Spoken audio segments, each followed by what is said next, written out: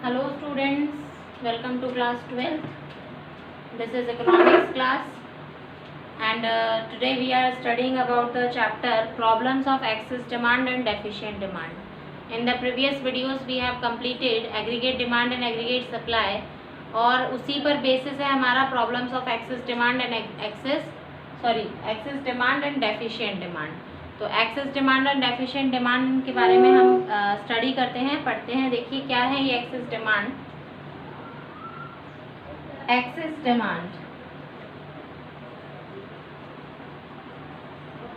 Excess demand आप ये topic देख रहे हैं, इस टॉपिक से ही आपको पता चल जाएगा कि एक्सेस डिमांड क्या है. एक्सेस मतलब ज्यादा, मच. एक्सेस का मीन्स क्या होता है? मच यानी बहुत ज्यादा. डिमांड का मीन्स क्या होता है? जो आप डिमांड कर रहे हैं, डिजायर टू परचेज.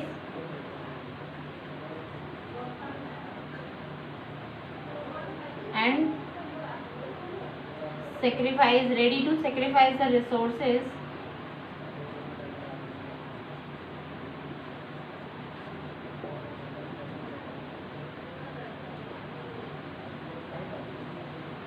तो बहुत ज़्यादा जो डिमांड हो जाती है जब किसी भी चीज़ की, तो उसे हम क्या कहते हैं? Excess demand. और अगर इस एक्सेस डिमांड को हम ये देखें तो एक्सेस डिमांड का अगर डेफिनेशन अगर हम इसकी देखें तो इस डेफिनेशन में इसके आएगा कि जब फुल एम्प्लॉयमेंट हो,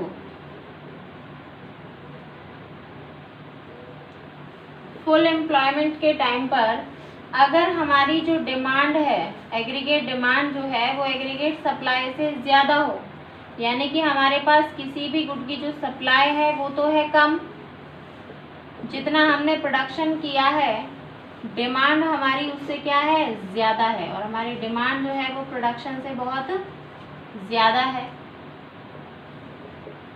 डिमांड हमारी प्रोडक्शन से बहुत ज़्यादा है. तो इस कंडीशन को हम क्या कहेंगे? इस कंडीशन को हम कहेंगे एक्सेस डिमांड.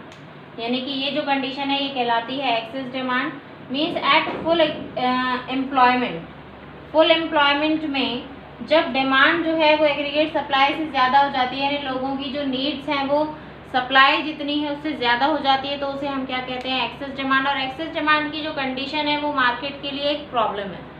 एक्सेस डिमांड की कंडीशन जो है वो मार्केट के लिए क्या है? एक प्रॉब्लम बन जाती है, क्योंकि एक्सेस डिमांड अगर होगी तो फिर उस प्रॉब्लम को कैसे सॉल्व करेंगे? क्योंकि डिमांड तो सभी लोग कर रहे हैं, सप्लाई हमारे पास है नहीं, तो उसके लिए क्या करेंगे ये हम आगे पढ़ेंगे. How to control the excess problem of excess demand. तो फर्स्ट ऑफ ऑल मैं इसकी बात करती हूँ आपको कि जो एक्सेस डिमांड है ये जो है इससे इन्फ्लेशन भी प्रोड्यूस होता है, या एक्सेस डिमांड को हम इन्फ्लेशनरी गैप से भी शो कर सकते हैं.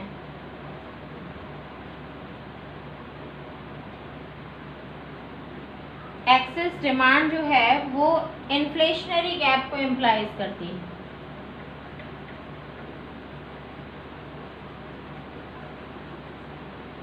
Implies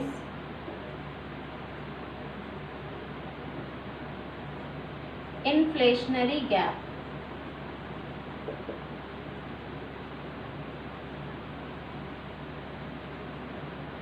excess demand inflationary gap को इम्प्लाइज करती है.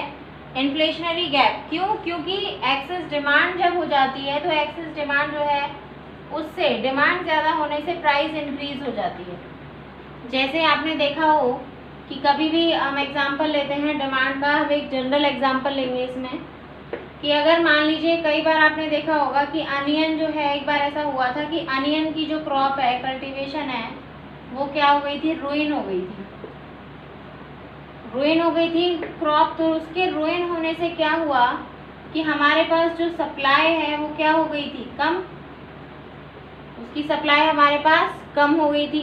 तो सप्लाई कम होने की वजह से, क्योंकि सप्लाई तो कम थी और लोगों की डिमांड ज़्यादा थी, तो सप्लाई कम होने की वजह से उसकी जो प्राइसेस हैं वो क्या हो गई?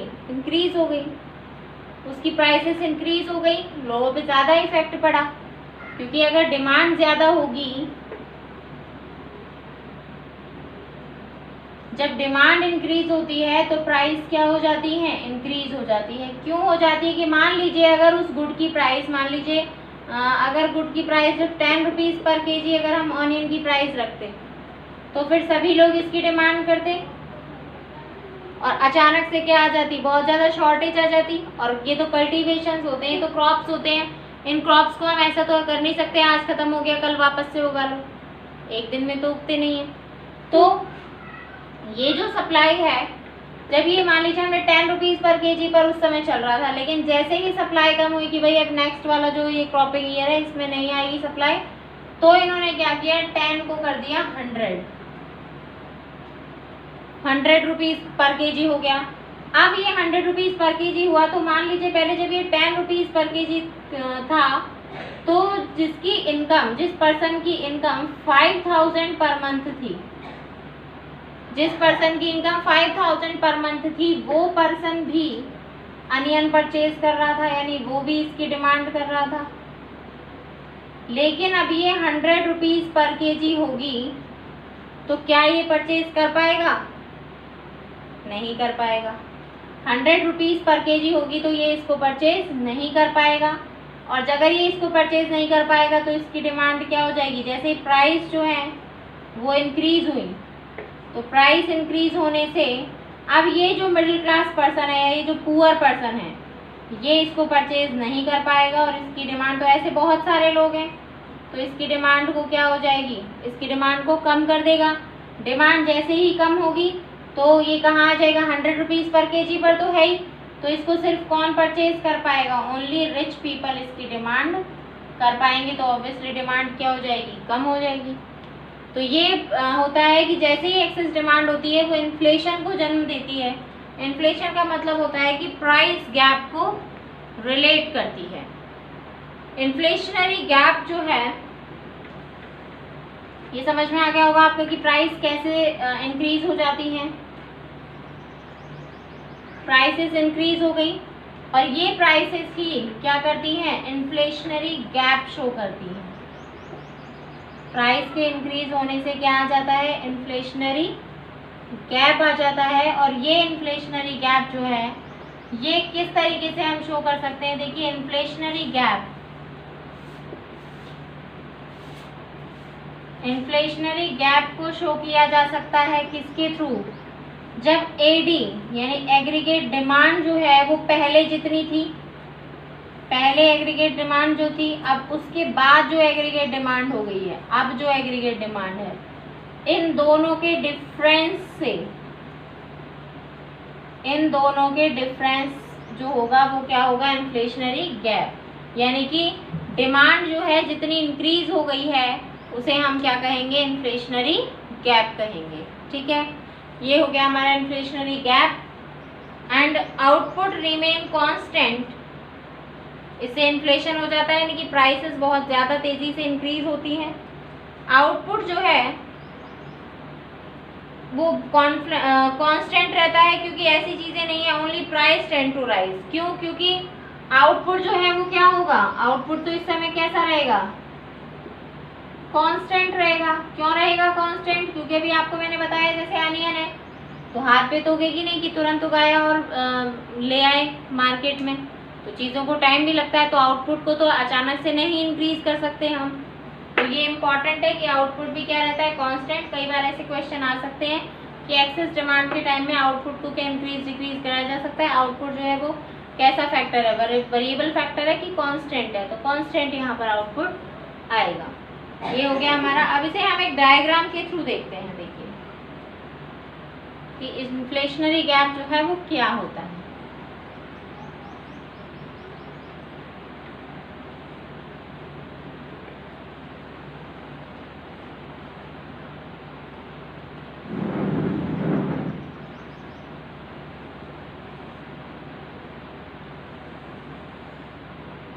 ये मैं एक डायग्राम बना देती हूँ। ये हमारा हो गया एग्रीगेट सप्लाई, ये हमारा हो गया एग्रीगेट डिमांड। अब एग्रीगेट डिमांड हमने ये बना दिया, लेकिन एग्रीगेट डिमांड जो हमने बनाया है अब क्या हुआ है, एग्रीगेट डिमांड में इंक्रीमेंट आ गया। एग्रीगेट डिमांड में क्या आ गया, इंक्रीमेंट आ गया। यहाँ पर वही इसको लेवल करना ज़रूरी है। तो लेवल ऑफ इनकम, ये इक्विलिब्रियम पॉइंट है, यहाँ पर AD एंड AS। अब हमारा जो ये इक्विलिब्रियम पॉइंट हो गया, तो इस लेवल ऑफ इनकम पे हम इतना सप्लाई कर रहे हैं और इतनी प्राइस है। अब हम बात करते हैं AD यानी एग्रीगेट डिमांड इंक्रीज हो गई, इंक्रीज होकर एग्रीगेट डिमांड ये आ गई, ये पहुंच गई, ठीक है। ये एग्रीगेट डिमांड अगर आ जाती है तो अब हमारा जो इक्विलिब्रियम लेवल है वो कहाँ आ गया है, यहाँ पर इस लेवल पे आ गए अब हम, यानी कि हमारी डिमांड जो है, जो पहले वाला जो इक्विलिब्रियम पॉइंट था अगर उससे देखें तो हमारी जो डिमांड है वो क्या हो गई है, इंक्रीज हो गई है। यानी कि पहले जो हमारी डिमांड थी वो ये थी, अब हमारी जो डिमांड है वो यहाँ आ गई है। E1 पॉइंट तो ये होगा, लेकिन डिमांड जो है वो ये हो गई है, T लिख देती हूँ इसको। तो हमारा जो डिमांड पहले OD हुआ करती थी और अब कितनी हो गई, OD1। तो इन्फ्लेशनरी गैप जो होगा वो क्या होगा, ये, यानी कि अगर इस कंप्लीट में से मैं इसको हटा दूँ तो क्या बचेगा, ये बचेगा, यानी DD1। ये हमारा क्या आएगा, इन्फ्लेशनरी गैप, इसे हम कहेंगे इन्फ्लेशनरी गैप, ठीक है। ये हो गया। अब ये इन्फ्लेशनरी गैप जो है AD आपको पता है कंजम्पशन प्लस इन्वेस्टमेंट को शो करता है। EF ये हमारा क्या आएगा, इन्फ्लेशनरी गैप आएगा। इसको आप देख सकते हैं कि फुल एम्प्लॉयमेंट पे, क्योंकि देखिए आप कहेंगे कि मैम यहाँ पर क्यों आपने इसको नहीं किया। मैंने जब एग्रीगेट डिमांड की आपको डेफिनेशन एक्सप्लेन की थी तब मैंने ये कहा था कि फुल एम्प्लॉयमेंट पर हम क्या करेंगे, इसको डिराइव करेंगे। तो इस समय यहाँ पर फुल एम्प्लॉयमेंट है और पहले वाली जो डिमांड है उससे हम इसको डिराइव करते हैं। तो पहले वाली डिमांड के अकॉर्डिंग अगर हम इसको फाइंड आउट करें कि कितना है इन्फ्लेशनरी गैप, तो फर्स्ट ऑफ ऑल हम बियॉन्ड जो प्राइस राइज हुए हैं उससे पहले की जो डिमांड देखें वो कितनी है, वो है हमारे पास EY। अब इस पहले की जो डिमांड है इसको माइनस किस में से कर दें, TY में से या YT में से। इसको इसमें से माइनस किया तो क्या आएगा हमारे पास, ET, और ये ET क्या है, एक्सेस डिमांड है। इस ET को क्या कहेंगे हम, एक्सेस डिमांड कहेंगे। तो ये हमारा हो गया एक्सेस डिमांड। क्या होता है, इसको कहते हैं इन्फ्लेशनरी गैप, और यही हमारा इन्फ्लेशनरी गैप है।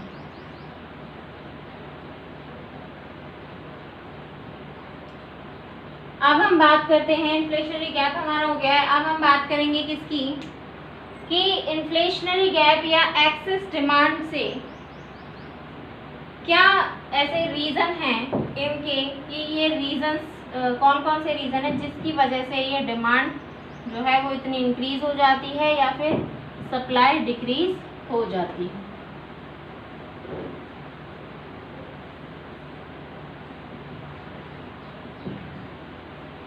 देखिए फर्स्ट तो कॉजेज,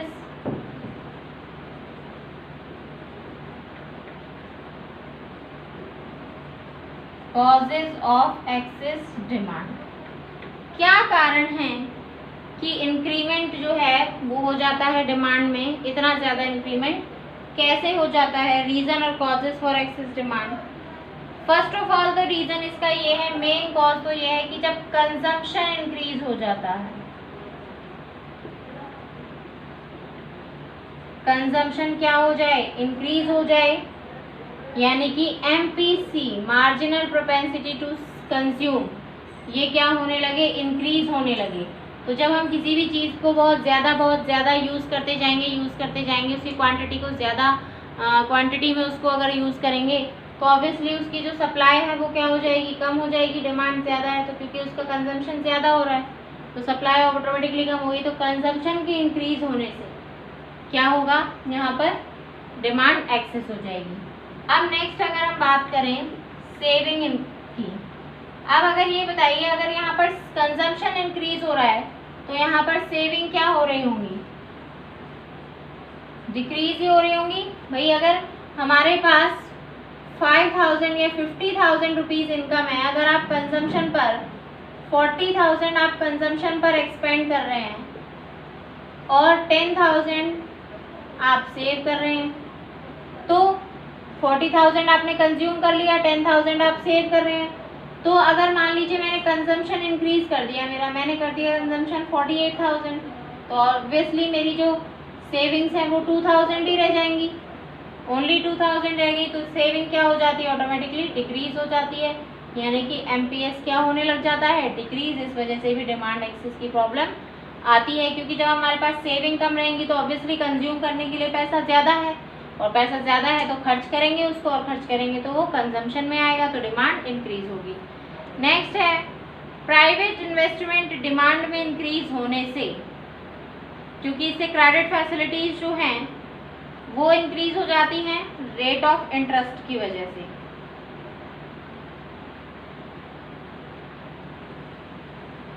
देखिए, अगर मान लीजिए प्राइवेट इन्वेस्टमेंट डिमांड का इंक्रीज होना,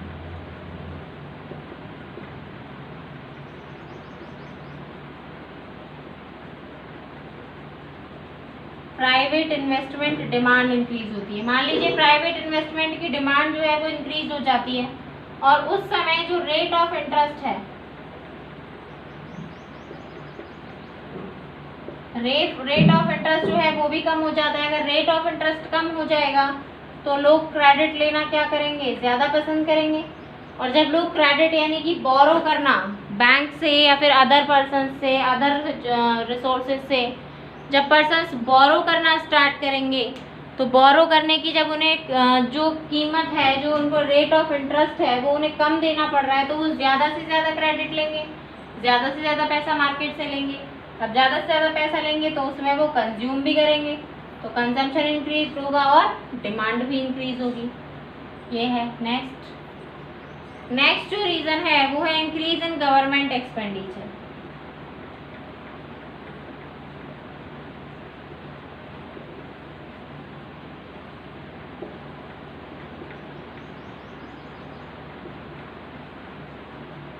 गवर्नमेंट का एक्सपेंडिचर इंक्रीज करना, यानी गवर्नमेंट जब अपना एक्सपेंस इंक्रीज करती है, गवर्नमेंट जब अपने खर्चे बढ़ाती है, क्योंकि गवर्नमेंट कहाँ कहाँ पर खर्चा करेगी। मान लो गवर्नमेंट एक्सपोर्ट कर रही है, इंपोर्ट कर रही है, वही गवर्नमेंट भी किस पर करेगी, है तो कंजम्पशन पे ही तो करेगी गवर्नमेंट। कंजम्पशन वही जो नेशनल लेवल के जो कंजम्पशन होते हैं, इंपोर्ट कर लिया, रोड्स वगैरह, कंस्ट्रक्शंस वगैरह, गवर्नमेंट के पास बहुत सारे काम होते हैं। हमारा जो पैसा होता है उसको कंज्यूम करने के लिए गवर्नमेंट बहुत सारे फंड्स जो हैं उनको यूज़ करती है, और गवर्नमेंट अपना एक्सपेंडिचर बढ़ाती है। और जब गवर्नमेंट अपना एक्सपेंडिचर बढ़ाती है, यानी कि जो सिविल पर्सनस हैं उनका भी एक्सपेंडिचर इंक्रीज होता जा रहा है, और गवर्नमेंट का भी जो एक्सपेंडिचर है वो इंक्रीज होता जा रहा है, तो क्या होगा, कंजम्पशन इंक्रीज होगा और डिमांड बढ़ेगी। यानी कि जैसे जैसे आपके पास, कहने का मतलब ये है कि जैसे जैसे आपके पास खर्च करने के लिए पैसा आ रहा है, वैसे वैसे आप डिमांड को इंक्रीज करते जा रहे हैं। अब नेक्स्ट पॉइंट है इसका, rise in exports and fall in imports. Exports जो हैं वो क्या किए जाएं, इंक्रीज किए जाएं, और इम्पोर्ट्स जो हैं वो क्या किए जाएं, डिक्रीज किए जाएं। मान लीजिए हम एक्सपोर्ट्स को बढ़ा रहे हैं, अब देखिए एक्सपोर्ट अगर हम ज़्यादा कर रहे हैं, तो एक्सपोर्ट कर रहे हैं इट मीन सेल कर रहे हैं अदर कंट्रीज को, सेल कर रहे हैं तो हमारी जो इनकम है वो ज़्यादा होगी, हमारी इनकम ज़्यादा हो रही है। इनकम ज़्यादा हो रही है तो वही हम क्या करेंगे, इनकम ज़्यादा होते ही सबसे ज़्यादा इफेक्ट पॉजिटिव किस पे पड़ता है, कंजम्पशन पे, तो कंजम्पशन इजीली क्या होगा, इंक्रीज होगा। कंजम्पशन इंक्रीज होगा देन डिमांड ऑटोमेटिकली इंक्रीज होगी। बात करते हैं इम्पोर्ट्स की। इम्पोर्ट्स अगर कम हो रहे हैं तो आपका जो पैसा जो था, यानी इनकम जो आपकी इम्पोर्ट्स में जा रही थी वो आपकी कम हो गई। अब इनकम कम हो गई तो आपके पास खर्च करने के लिए, कंजम्पशन एक्सपेंडिचर के लिए भी जो मनी है वो कम है, यानी कि आप सिर्फ डेली नीड्स जो हैं उन्हीं को आप पूरा करेंगे, तो आपने कंजम्पशन कम कर दिया, इट मीन्स आपने डिमांड कम कर दी। ये हो गया हमारा इम्पोर्ट एंड एक्सपोर्ट का जो फंडा है। नेक्स्ट है increase in money supply bye deficit financing. अगर मनी सप्लाई इंक्रीज हो जाती है, यहाँ पर मैं बात करना चाहती हूँ डेफिसिट फाइनेंसिंग की। डेफिसिट फाइनेंसिंग यानी कि घाटे का बजट पूरा करने के लिए क्या किया जाता है, नोट छापे जाते हैं। नोटों की प्रिंटिंग होती है, घाटे का जब बजट होता है, ये हम बजट चैप्टर में पढ़ेंगे। तो इसको इंक्रीज करने के लिए क्या होता है, नोट प्रिंट किए जाते हैं। तो नोट प्रिंट करने की वजह से क्या होता है कि डेफिसिट फाइनेंसिंग हो गई। तो इसके लिए क्या किया जाता है, नोट जब प्रिंट हो गए तो उनको पैसा भी नहीं देना पड़ा और ज़्यादा अर्निंग हो गई। अर्निंग का मतलब पैसा तो आ ही गया मार्केट में।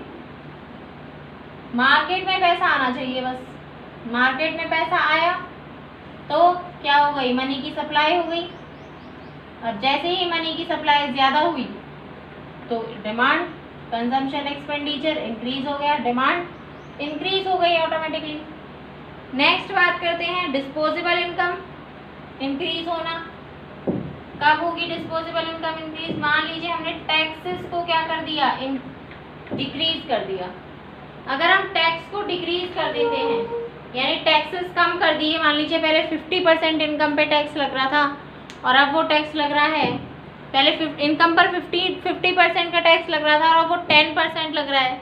तो जिसकी 50,000 है तो उसको पहले 25,000 टैक्स में देने पड़ रहे थे।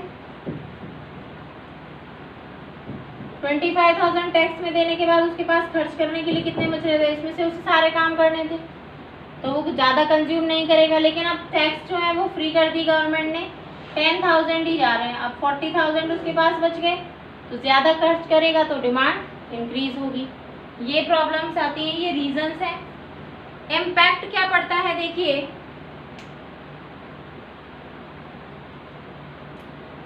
इसका एक्सेस डिमांड का क्या इम्पैक्ट पड़ता है हमारी इकोनॉमी पे। इंक्रीज जो एक्सेस डिमांड जब हो जाती है तो उससे क्या इफेक्ट पड़ता है वो देखते हैं। First of all effect on output.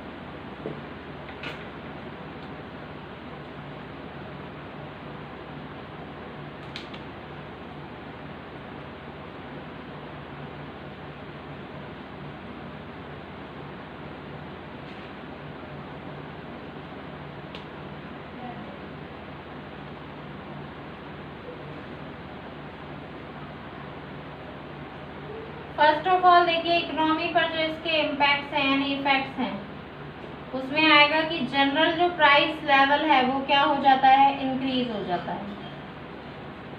General price level increase हो जाता है। नेक्स्ट जो है एम्प्लॉयमेंट पर इसका इफेक्ट पड़ता है, क्योंकि जैसे ही डिमांड इंक्रीज होती है तो प्रोडक्शन के लिए भी फिर चाहिए होता है ज़्यादा। डिमांड इंक्रीज हो रही है तो प्रोडक्शन एक्स्ट्रा करना पड़ेगा तो एम्प्लॉयमेंट इंक्रीज होगा। अगर वहाँ पर इनवॉलेंट्री अनएम्प्लॉयमेंट है तो अनएम्प्लॉयमेंट है तो एम्प्लॉयमेंट अच्छे से हो जाएगा, और फुल एम्प्लॉयमेंट है तो उस पर कोई इफेक्ट नहीं पड़ेगा। तो ये है हमारा एक्सेस डिमांड। अब कल जो हमारा टॉपिक होगा वो होगा डेफिशिएंट डिमांड। इस टॉपिक को हम कल के वीडियो में स्टडी करेंगे। इसके डायग्राम और पॉइंट्स जो है वो अच्छे से आपको नोटबुक में बनाने हैं। Thank you, have a nice day.